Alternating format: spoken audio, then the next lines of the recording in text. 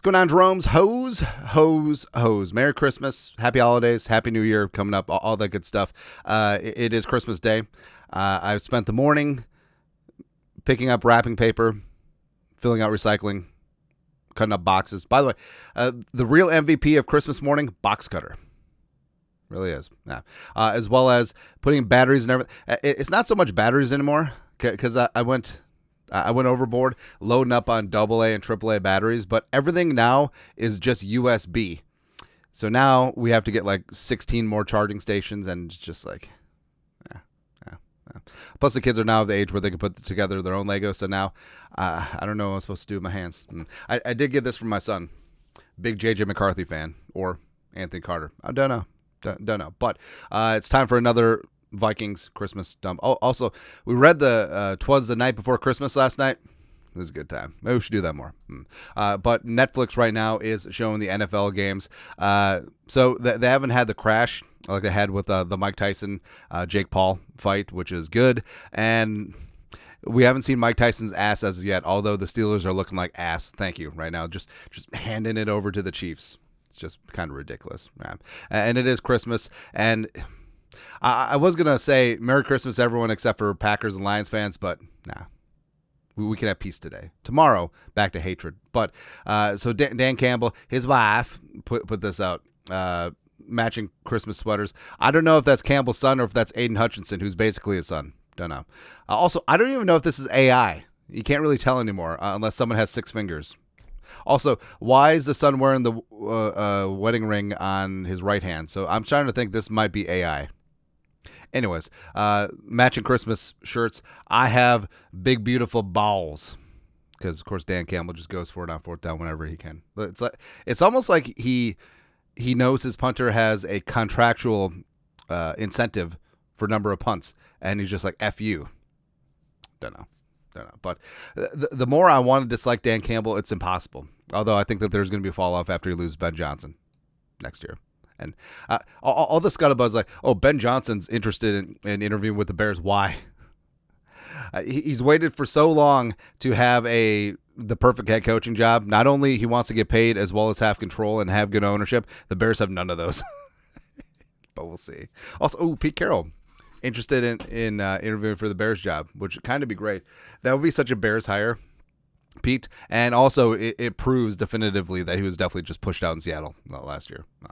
Someone who wasn't pushed out of Miami, but they didn't want him back at all, much to the chagrin of Dolphins fans. Andrew Van Ginkel, who's shown up and shown out, a career high 11 sacks, has been a huge part of the Vikings defense this season, and had a monster game against the Seahawks and got the plaudits and was named NFC Defensive Player of the Week for Week 16. 5 tackles, 2 sacks, in high leverage spots as well. Big third down as well as push him out of field goal range. Andrew Van Ginkel has been glorious here with the Vikings, and he's only 29, still has some good years left of his prime. And like we said, Dolphins fans were pissed. They were pissed off when they didn't bring Van Ginkel back, but for that we thank you. Midwest kid, even though played with the stupid Badgers, don't hold that against him, but Van Ginkel has been great. Also our guy Eli Corbett's been great as well. Ginkgo bells, or Gink on the rink, all that stuff. Definitely been a fan favorite as of late. Also, something that was a fan favorite, 96 questions, although tell us what Metellus, like it's getting there. Like it's a different approach, it's a different flavor that you savor, but it's been good. So, of course, the most infamous 96 questions was the teammate you'd least like to date your sister. And pretty much everyone on the team said Stephon Diggs.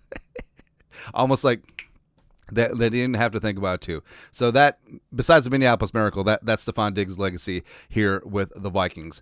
Tell us what Metellus, they did a sort of a meta reverse version of that. Who would you most want to date your daughter? Which, I don't know. But basically everyone said either Cameron Beasley, Bynum, or Nick Mullins. So there you go. I could see Beasley. Like Beasley is pure joy, pure love, pure giving back to the community. Upstanding citizen. I love Cam Bynum. Also, so Metellus said he'd have Beasley date his daughter too, just so on holidays, like they're hanging out, they could just work on turnover celebrations together. Hey, Pops, well, that was a great Christmas meal. Do you want to go out in the garage and do celly practices? Sure. of late 90s and early aughts movies that we're just bringing on back. It's kind of great. Although they're not old enough for these references, but it's okay.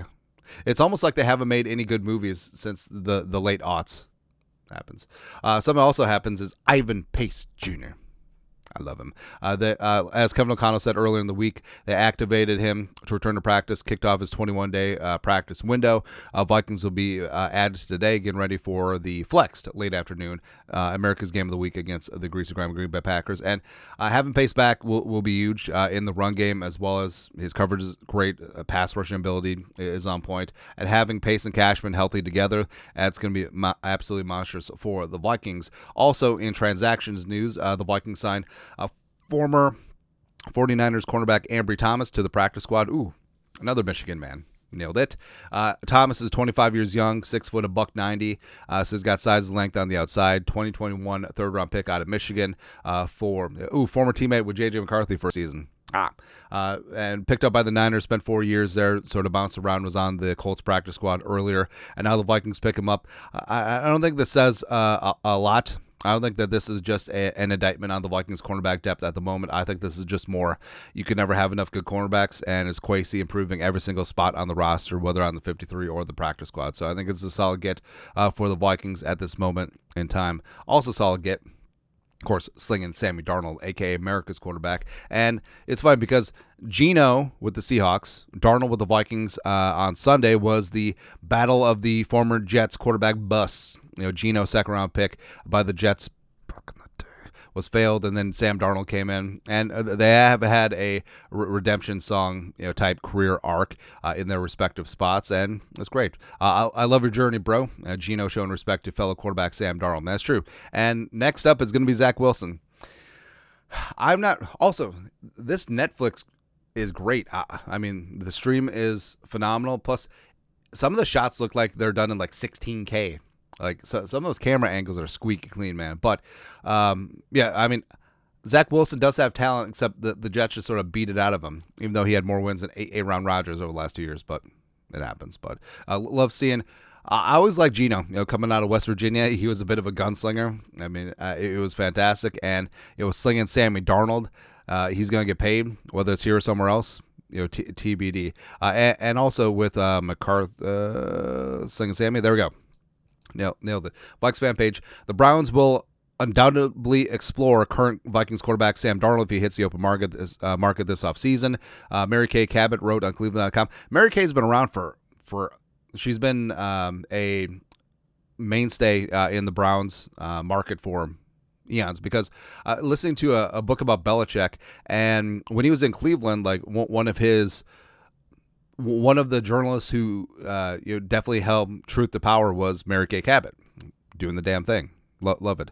If the Browns could get their hands on a quarterback who's still in the prime of his career at age 27, it would be the ideal situation for next season. Darnold's expect to have many suitors this offseason. But if he hits open free agency, sure, I do think that the tag and trade certainly is in place. Now, they won't tag and trade him to a place he doesn't want to go to. Like, that will be a negotiation with Darnold and his agent and the team, and also it would be part and parcel of him signing a long-term deal with the team that trades for him. But with the Browns, they may be gun-shy because of the Deshaun trade. Also, they still have cap complications with the dead cap hits with Deshaun's contract. So they may be out of the race.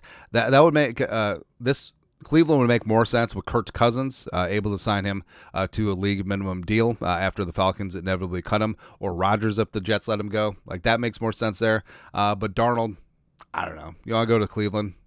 Nah. But speaking of Seahawks fans, they're in full coat mode because the Seahawks have been good. Geno has been good, but he hasn't been great. And they've had issues this year in Mike McDonald's first season. They're going to be out of range for drafting a quarterback high. Outside of Darnold, I mean, there isn't really a quarterback you want to hang your hat on who would be an upgrade over Geno. But I don't know. They're just grasping at straws right now. Under no circumstances should the Vikings trade J.J. McCarthy. Even if Darnold is back on a franchise tag, on a one-year deal, on a multi-year deal, you do not trade J.J. McCarthy. Right? It's true. I know what you're saying. It's like, well, think about your assets. You could spread them out. No. You have J.J. McCarthy on his rookie deal, including a fifth-year option, even though he's the number 10 overall pick. I mean, that's going to be a pretty penny in a couple years, but it is what it is. You have multiple quarterbacks that you trust. No, not many teams can say that. So even if Darnold is back on a multi-year deal, you do not get rid of J.J. McCarthy right now until you're absolutely sure that Darnold is the guy. But I'm still on the McCarthy train, even though I am on the, hey, let's run it back with Sam on the franchise tag. Let's see what we got. Oh, but you're going to kill your cap space. Kwesi built this team this season with $62 million dead on the cap because of the void year cap hits from Cousins, Davenport, and Daniil. So it can be done. The cap can be fudged. It can be manipulated.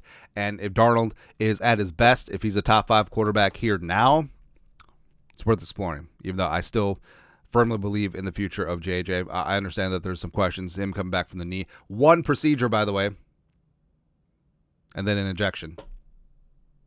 It's not 2 damn surgeries like everyone in the media says. Oh, Russell Wilson just ran in a touchdown. Anyways, that is it. That is Vikings Christmas news dump. You guys are the best you know what to do. Skull production value.